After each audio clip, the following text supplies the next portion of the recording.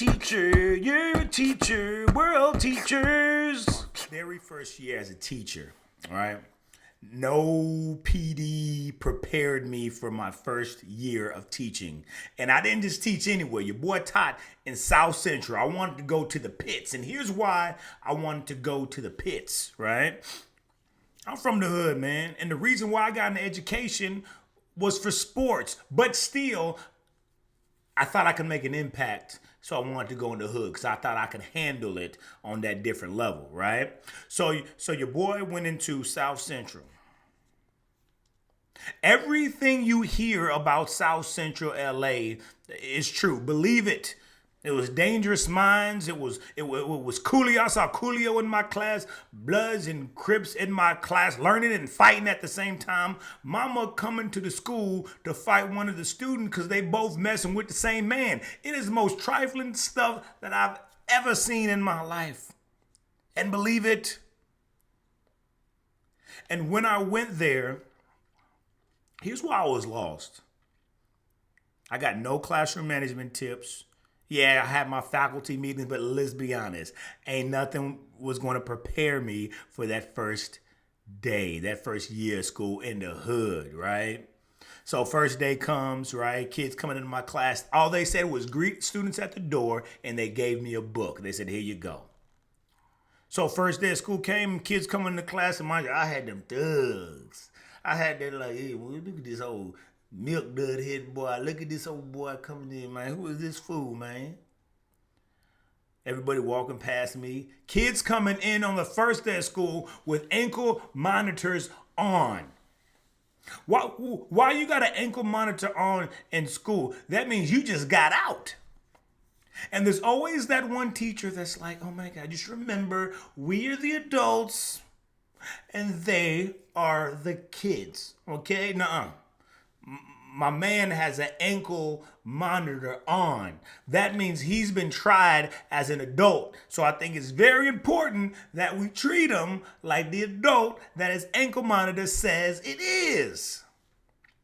But I loved it there, man. And it was crazy at the same time. First year of teaching. Went into the classroom. I used to make some great lessons because I wanted kids to learn my lesson. There's this one day, all the kids were locked into my lesson because my lessons were good. Everybody beside that one child, his name was Dante.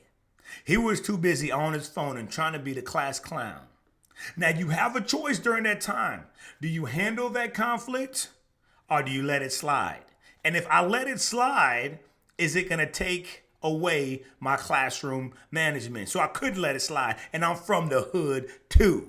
So I told Dante, I said, Dante, put your phone up, turn around, pay attention. Dante gonna look at me like, psh. And then all the kids, all the students looking at him, all Dante's boys looking at him like he owns the class now. And that don't happen on my watch. So I said, Dante, I ain't gonna tell you again, put up the phone. Now the worst thing you can say to a kid who has discipline issues, don't let me tell you again. Dante looked at me, put his phone down, and then he started clowning your boy. Look at this old milk dud headed boy. Look at this old Mr. Clean boy. Mr. I take my job too seriously. Mr. I couldn't make it to the MBA, so I want to be a teacher. Mr. Never be like you. Clowning me and the whole class laughing like they're on Def Comedy Jam. So I said, get out my class, man. I ain't doing this with you. Dante said, I ain't going nowhere. See, they don't tell you that part. What do you do when that student says he ain't going nowhere? So I casually walked out of class. No, I'll be right back.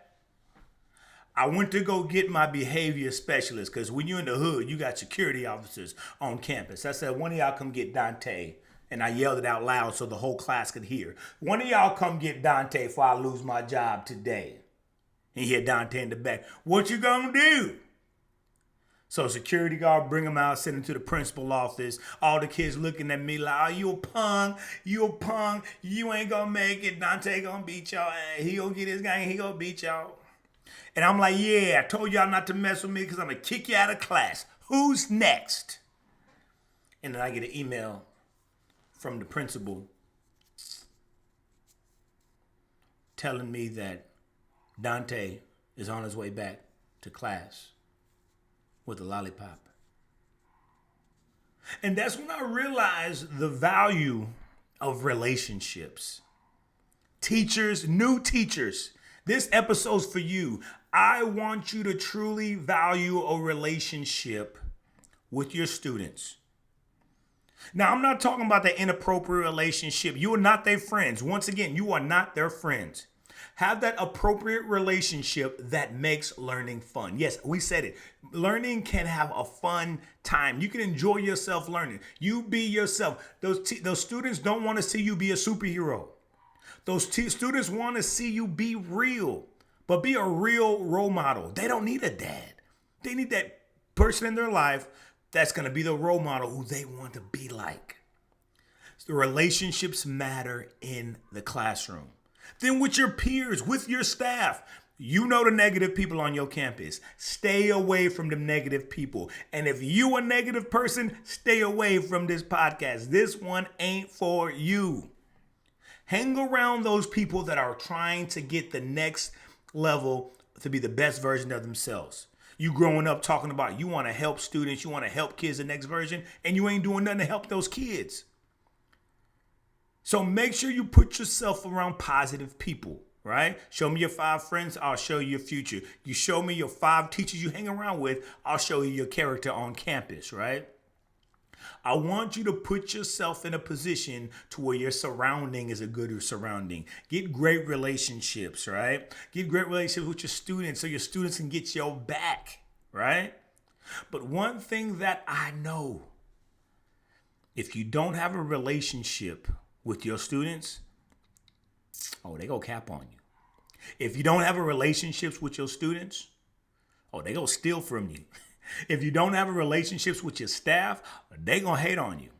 If you don't have a relationship with your staff, it's gonna be a living hell. I see so many teachers. I'm quitting today because I'm feeling not supported. Any job you go to, you could have a lot of support, you could have a little support. What are you doing in that moment to dominate where you're at? You enjoy yourself. If you're good at building relationships, everything else is gonna work itself out. All that paperwork, I will navigate that to it. But one thing I know, I'm going to work from my time, just 7:45 to 8, all the way to 3. At 3, I'm not taking my work home. Don't take it home. Stop making your job so hard. Yeah, the kids are going to learn, but let me ask you this. Are you making your message matter? I'm a kid from the inner city, wanted no parts of school.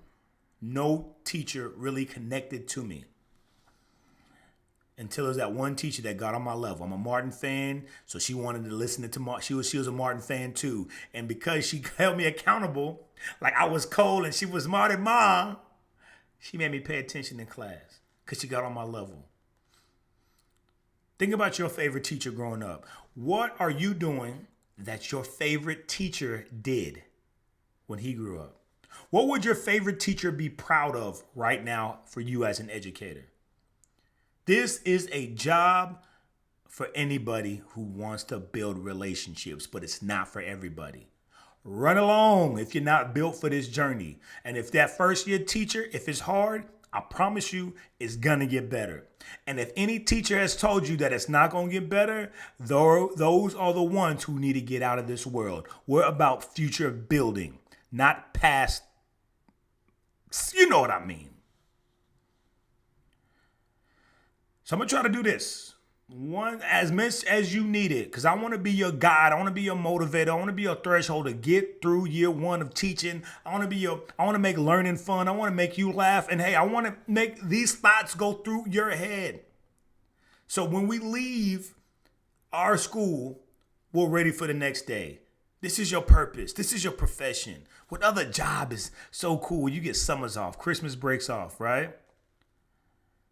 I love being an educator, and I know what it does for the community. So I'm going to challenge you. Keep pushing. I'm going to challenge you to dig deep. And I'm telling you, the hardest part is that firm foundation. The hardest part is waking up in the morning, getting your workout on the very first day of your workout plan. But as you go, it gets better. What are you doing to put yourself, your mind, in at peace? And we'll talk about that in later episodes, right? But I want you to push yourself. All right. Hey, we're going big. I want to make this a community full of educators who really love the profession, who may be struggling. I got your back. I don't need every teacher.